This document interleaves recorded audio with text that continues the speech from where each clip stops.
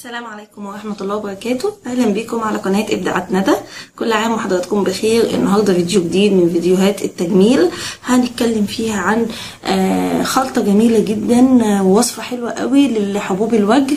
بتقضي على حبوب الوجه بسرعة جدا ما شاء الله، لأن فيها مكون مهم جدا مطهر لأي جروح أو أي حبوب عندي، وبينشفها بسرعة جدا.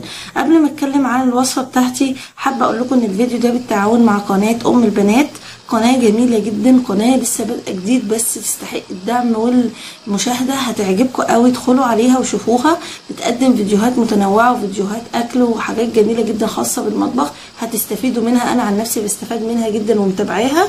هتقدم لنا النهاردة بلح الشام بطريقة جميلة جدا وسهلة كده ومش معقدة، بحيث ان انت تعمليها بكل بساطة. هسيب لكم الرابط بتاعها في صندوق الوصف، عايزاكم تدخلوا تعملوا سبسكرايب وتصفحوا القناة بتاعتها وتشوفوها، هتعجبكم ان شاء الله. يلا بقى نبدأ الوصفة بتاعتنا. الوصفة بتاعتنا مكوناتها تتميز بالبساطة والسهولة، وحاجات كلها موجودة في مطبخك. بنحتاج لمعلقة واحدة من عسل النحل، وبنحتاج لمعلقة من القرفة. عسل النحل في حد ذاته ده مطهر لجميع الجروح، سبحان الله، ربنا قال عنه فيه شفاء للناس، فعلا هو شفاء. بيطهر عمل الجروح وبيساعد على انها تنشف بسرعه جدا حتى في الحروق والحاجات دي. مع اضافه القرفه ليه النهارده، هيبقى وصفه جميله جدا او خلطه جميله جدا بتساعد على اللي هي الحبوب، القضاء على حبوب الوجه، يعني بتنشف معاكي بسرعه جدا. يعني انت بقى خلاص العيد قرب، لو عندك اي حبوب في وشك او كده، حطي عليها من الخلطه دي يوم واحد بس ان شاء الله، وهتبصي تلاقيها الحبوب دي نشفت خالص واختفت بفضل الله. هنحط دلوقتي عندي قرفه ناعمه مطحونه بنجيبها من عند العطار، ومعلقه واحده عسل نحل، نحطهم كده على بعض ونخلطهم كويس قوي لما يتكون لي معايا عجينه. لو انت حسيتي ان العسل اكتر من القرفه، ممكن تزودي شويه قرفه. لو انت حسيتي برضو لا ان القرفه كتير قوي والعجينه معاكي تقيله جدا او متماسكه زياده عن اللزوم، ممكن تزودي العسل. طبعا لازم نقلبه كويس قوي كده عشان العسل يمتزج كويس بالقرفه بالشكل ده كده. خلاص امتزج عندي. نيجي بقى لطريقه الاستخدام.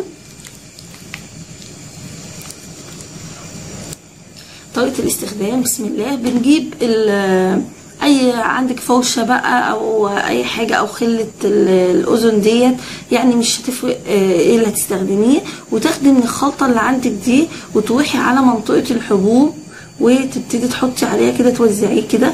لو انت عندك حباية في وشك هنا مثلا تحطي عليها كده. بتاخدي بقى على المناطق اللي فيها حبوب وتبتدي توزعي عليها كده الخليط اللي انت عملتيه ده، وبتسيبيه حوالي ربع ساعة عشان نضمن ان البشرة او الحباية اللي عندك دي امتصت كل المزيج. وده ينفع الناس اللي عندها حب الشباب بقى وشها كله حب، ممكن تعملوا كماسك، بتخففوا شويه وتوزعوا على الوش كله بقى كماسك، يبقى ماسك القرفه بالعسل، هيجيب نتيجه حلوه ان شاء الله. بنسيبه ربع ساعه، وبعد ربع ساعه بننضفها ونغسلها كويس بالميه. هتبصي تلاقيها ان شاء الله، يعني بعد يوم لو استعملتيها مثلا النهارده وبكره ان شاء الله هتقضي لك على الحبوب تماما وتنشفها ان شاء الله. وممكن تجيبي بقى عندك علبه زي كده صغيره وتحتفظي بالخليط ده عندك في التلاجة، يعني هو ممكن يفضل في التلاجة تستخدميه وقت ما تحتاجيه. يعني احنا مش كل ما يطلع لنا حبايه هنروح نعمل المزيج ده، لا، احنا بنحطه كده في علبة عندنا صغيرة ونحطه في التلاجة لوقت الاحتياج، وقت ما نحتاجه نطلعه ونستخدمه بس كده. وهي دي كانت وصفتنا النهارده، بسيطة جدا وبتتميز انها غير مكلفة وكلها حاجات من مطبخك ومكونين 2 بس. اتمنى الفيديو النهارده يكون عجبكم، واتمنى تكونوا استفدتوا منه ان شاء الله. ما تنسوش بقى لو انتم مش مشتركين على القناه تفعلوا الجرس، تشتركوا سبسكرايب المربع الاحمر اللي تحت الفيديو، وتدوسوا على الجرس عشان يوصل لكم كل الفيديوهات الجديده، وتعملوا لي لايك وشير للفيديو عشان يوصل لاكتر عدد من الناس، وتتابعوني على قناتي التانيه قناه بيتك وجمالك.